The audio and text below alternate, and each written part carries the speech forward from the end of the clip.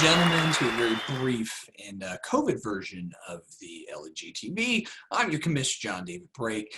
Real quick, we're going to look at the scoreboard and rundown this week. No guests, unfortunately, but big news is that the Steelers-Titans game has been postponed due to COVID. So Juju and Derek and all those other guys on the team, especially when you have the top receiver for the Steelers and the Tennessee Titans, it's kind of hard. But anyways, that game is being counted as a bye week. So 2 bye weeks for those teams. So there is no game.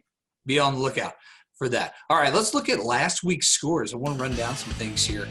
First of all, let's check out the big win of the week and who will be our fantasy stud. But New World Creaky just clobbering John Dahlgren, bringing the side bet for him and I a little bit closer to me winning 216 to 158. First Down Syndrome also had a huge win over Nick Shook. It looked like Shook was going to win that, but boy, Kyler Murray had a pretty good game, and Lamar Jackson did not. 208 to 171. Worms are their money. Gets clocked by opposite batting gaze. Look at that, Nick is on the board. He had a great game. 201 to 148.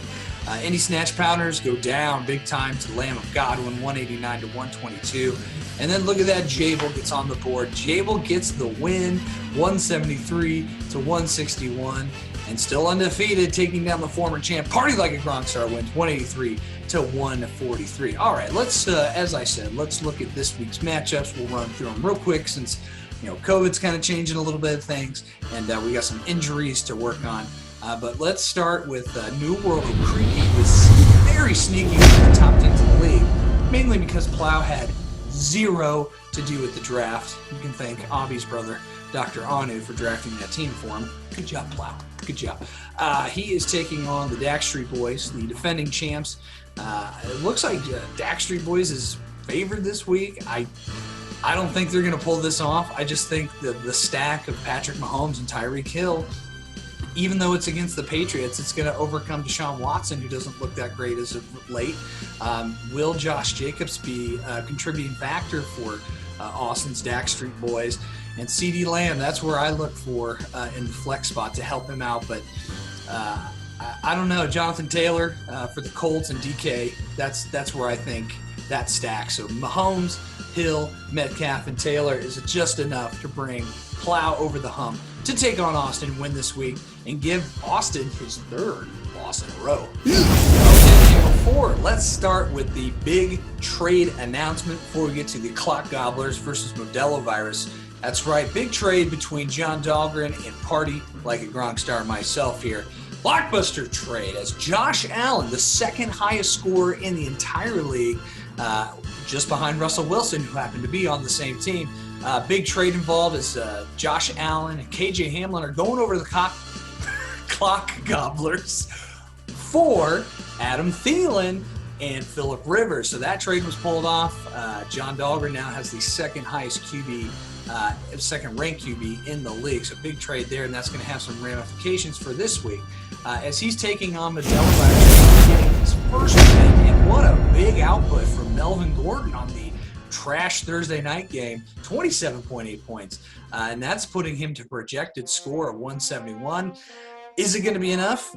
Yes, I think Jabel pulls off the upset, even though he's projected still to lose. And the reason why is Joe Burrows. I think he's going to have a huge game. And Josh Allen going against the Raiders. Some cracks starting to show in Josh Allen's game last week in that comeback win against the Rams. But I expect him to get at least 29 points. But I think Burrow's going to have like a 40-point game against the Jaguars. This is going to be his coming out party to watch. And based on that, all the other matchups are kind of the same. The only thing that's worrisome for Dahlgren here is Devontae Adams. How healthy is he? Will he even play? He's practicing, but will he play? I don't think he's going to be full strength, so that's why I'm giving Jabel as the upset special of the week to take down the Clock Gobblers. Now let's go to Worms Are Their Money taking on Sons of Shane Falco with a tough loss to Servos, and a tough loss just all around with all the injuries. Taking on Alan Nesson. Alan Nesson's projected to win huge. I don't see that changing.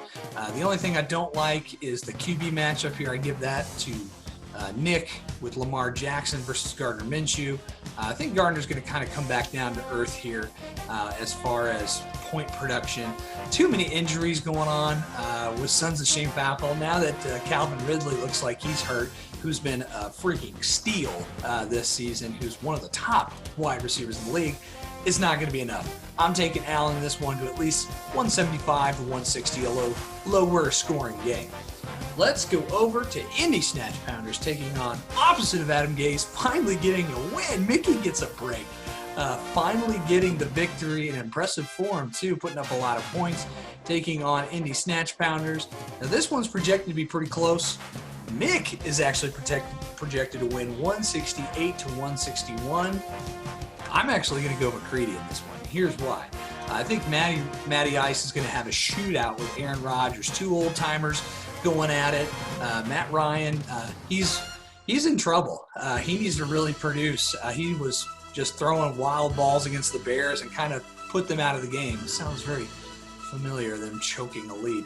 I think Zeke Elliott's going to have a big game against the Browns for the Indy Snatch Pounders. So I'm taking him to win this week in another low-scoring game. I think it's going to be like 160 to 148.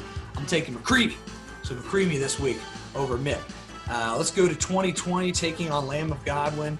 Now, Obby's projected to win huge here. Did not have a great showing from safety, which who cares, but he's still projected to score 188 points. Joe has got to scramble because he's got a kicker and a linebacker on bye this week because of the coronavirus, so he's only projected to get 159.